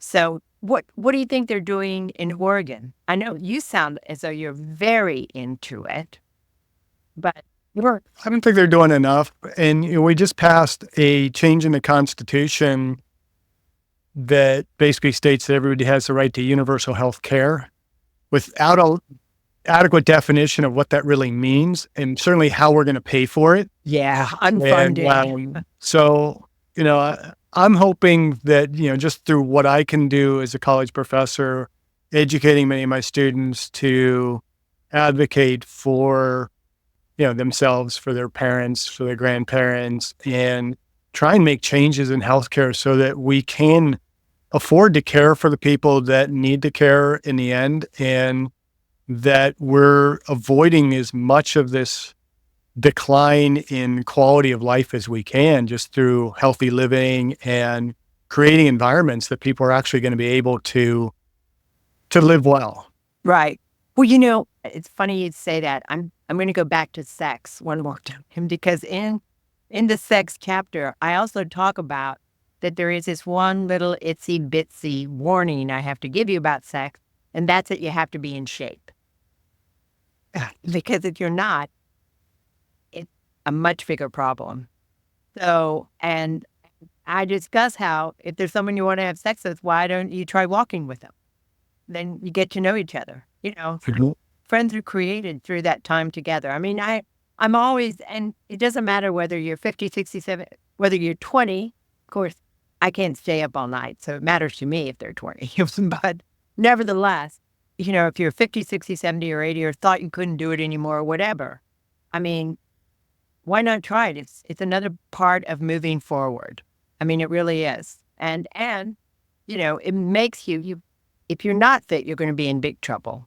And my favorite cardiologist here at University of Miami, Dr. Hare, talks about it's so good for the heart. Oh, who knew? He's a Hopkins doc, but they recruited him down to Miami. So, but yeah. So you reminded me of one of my kind of last stories with my grandmother, where we were visiting her once. This was after my grandfather had passed, and I think it was my dad asked her if she was still walking with this guy in her community. She said, "No, I had to stop walking with him." And just the way she said it, was like, "Well, was he hitting on you?" And I was just kind of joking. And she's like, "Well, as a matter of fact, he was." Yeah, no. Some people like it. Oh, I guess that fancy gym suit you're wearing was too much of a turn on for him. So, well, we'll have to wrap it up here on a note of the importance of safe sex, and safe sex when you're older, being healthy enough to have sex. Yeah. And it was just a great conversation. I think we could keep going. Well, I really we've been on enjoyed for a couple hours now, and this is going to be one of our longer episodes. So this might be somebody's entire week of commuting for listening to this one, but we hope that they will listen to the end, and that our listeners and our viewers will. Where can we find you? I want to find you. So the podcast is available on almost anywhere where you get podcasts. Apple Podcast seems to be our primary site for the audio version. And then we're also on YouTube and we are on Spotify. So Okay. Spotify makes it available both audio and visual. So I love Spotify. cool. I'm in shock. It was like my exercise. I have a very tight knit exercise group. We have a great teacher, and we all have a lot of fun together. I've done a lot of these classes, but we got together to eat, drink, and be merry since we work out so much. And I was the DJ because I had Spotify. There you go. And it was like, and then it's also a very Latin community, and so you can look up all the great Latin songs too. I'm just like, I love this life. Oh no! So I love Spotify.